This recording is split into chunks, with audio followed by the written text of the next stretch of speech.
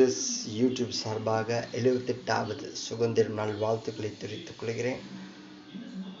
தேசத்துள்ள மக்கள் அனைவருக்கும் கர்த்தர் உங்களை ஆசீர்வதிக்கிறார். அவர் வல்லவராயிருக்கிறார். ஜீசஸ் யூடியூப் சப்ஸ்கிரைப்காகவும் ஃபேஸ்புக்காகவும் இவாஞ்சலிஸ்ட் கர்த்தர் கொடுத்த தரிசனம் ஊழியத்துக்காகவும் அவங்களையும் கர்த்தர் ஆசீர்வதிப்பார். நன்றி நன்றி ஐயா,